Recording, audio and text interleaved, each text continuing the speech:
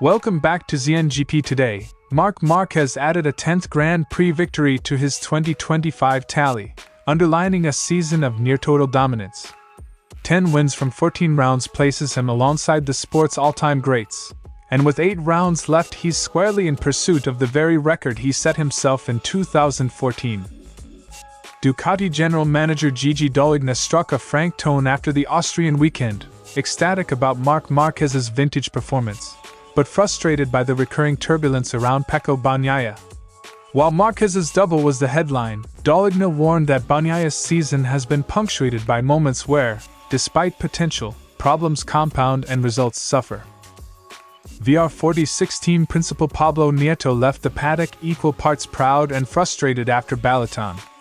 Saturday delivered a dream sprint, Diggia and Morbidelli on the rostrum, but Sunday's race was wrecked by an electronics failure for Fabio Di Giannantonio, a problem that forced a pit lane start and ruined what could have been a big result.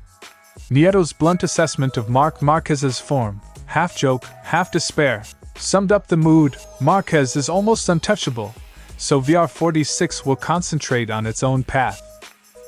Cristian Gabrini, engineer, former Casey Stoner confidant and technical director who later worked with Jorge Lorenzo and Pecco Bagnaia, laid bare a paddock career that mixes engineering insight with human friction. Speaking on the MIG Babble podcast with Andrea Migno, Gabrini traced moments that altered how teams listened to riders and how personalities shaped technical decisions. He also admitted that his move to HRC brought personal headaches. It was quite a tough year, because certain people around Marc didn't like me. Don't forget to click subscribe button and the bell icon for MotoGP news update.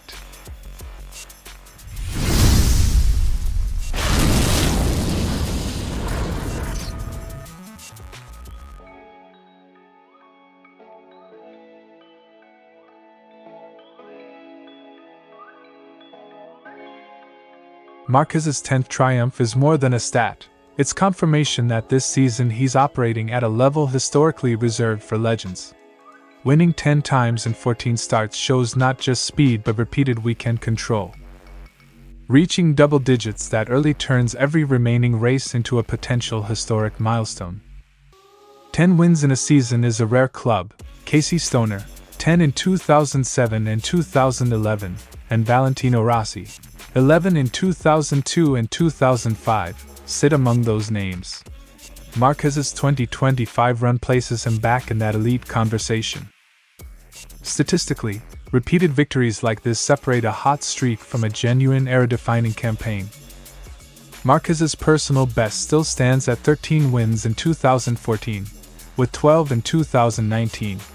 With 8 rounds left, he has the arithmetic to equal or surpass that mark if the form holds.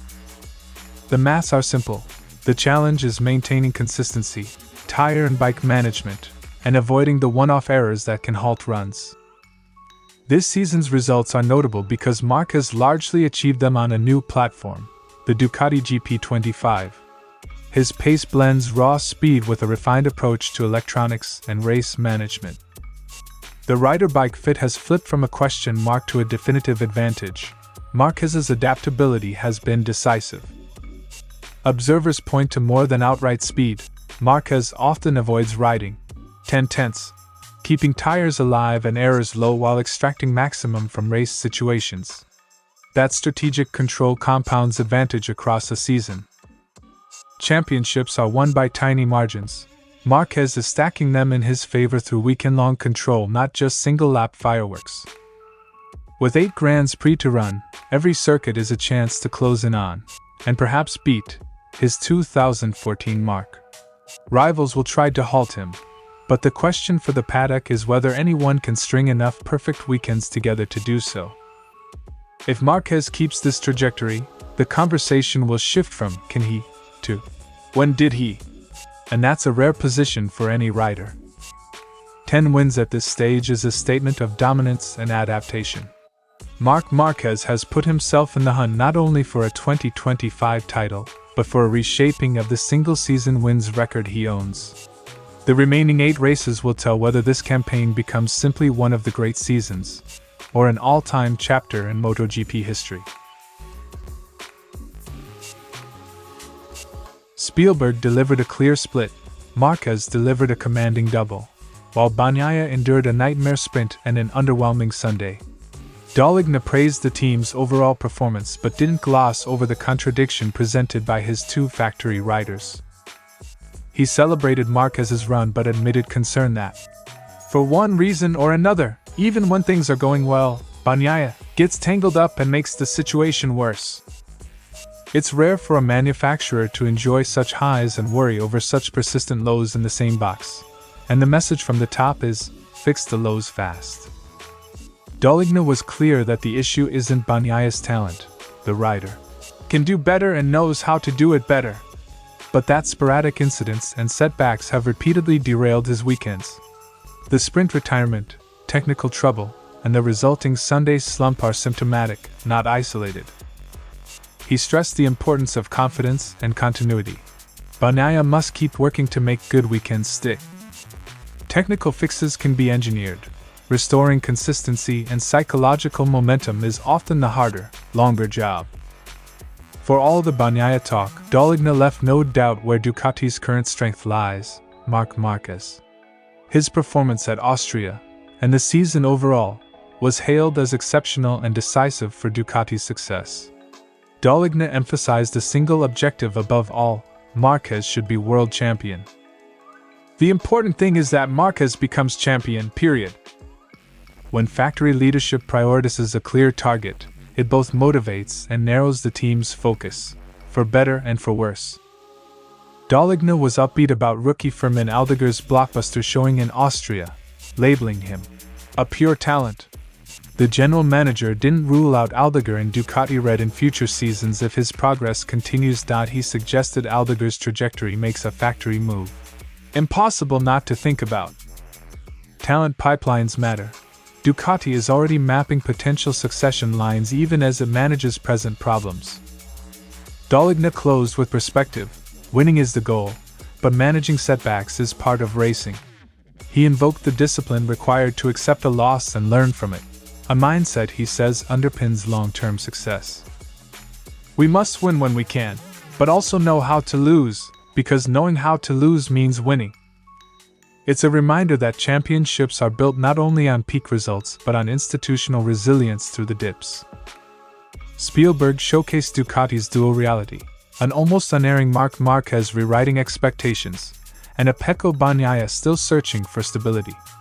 Dall'Igna's message was candid: joy for the present, urgency for the problems, and the task for Borgo Panigale is simple in words, hard in practice: convert flashes of potential into consistent performance, for both rider and team. Qualifying and the sprint looked like a turning point. Front row pace, 2 riders on the podium, and clear evidence the package is up to the task. Nieto savored the moment. The team had the speed, the tire management, and the race-craft on display. He called Saturday incredible, noting the riders proved the team can fight at the front. A weekend high like that does wonders for morale and development focus. Minutes before the race, an electronic fault appeared on Di Giannantonio's bike. Despite frantic troubleshooting with Ducati engineers, the issue persisted and Nieto made the call to start from the pit lane on the spare machine, effectively ending any realistic chance of a top result. He described frantic attempts to fix the system and the agonizing decision to swap bikes. Hard luck that nothing so technical could erase an otherwise perfect preparation. Franco Morbidelli salvaged a decent 6th, doing the job when his teammate could not. Nieto praised his consistency but reminded everyone that Saturday showed the team can aim higher. Points are useful. Converting Saturday's sprint speed into Sunday results remains the priority. Asked how to stop Marquez, Nieto quipped the only way was with a sniper. A remark that drew nervous laughs but also conveyed raw truth. Marquez currently looks a class above. Nieto quickly pivoted back to a constructive line: don't obsess, focus on the team's work. Right now there's no other way. He's at an incredible level. We must focus on our own jobs. Punditry and gallows humor are common when one rider dominates. Nieto's line crystallized the paddock's frustration. VR46 leaves Balaton with a clear plan. Keep building on the sprint pace, fix reliability gremlins and confirm progress at Barcelona, a track Nieto sees as a crucial test of consistency. If they can replicate Saturday's form there, the team's rise will feel inevitable. Small steps, weekend by weekend, are the realistic path back into the decisive group. Balaton was both a reminder of VR46's potential and a cautionary tale about how fragile race weekends can be. Nieto's quip about a sniper masked a constructive message. The only reliable way to beat Marquez is to improve relentlessly. For now, VR46 will keep sharpening its execution and hope the next sprint to race translation comes more often than not.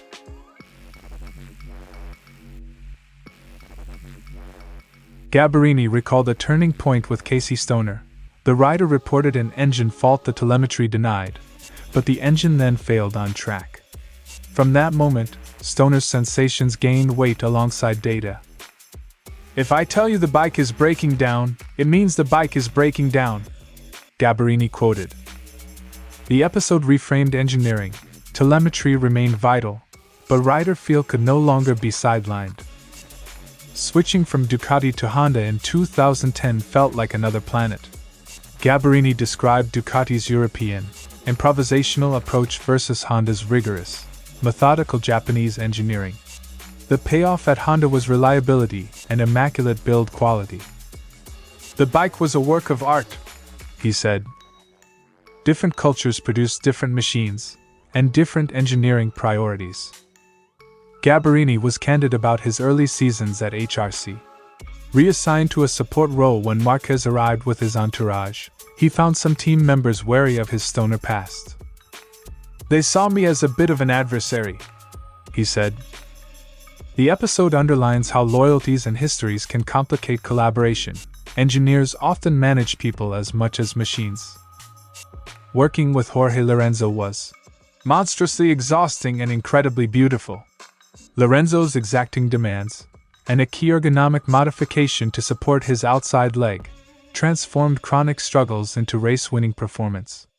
Gabbirini sees Bagnaia as Lorenzo's natural evolution. Both are methodical, analytical riders who extract performance when the bike suits their precise needs.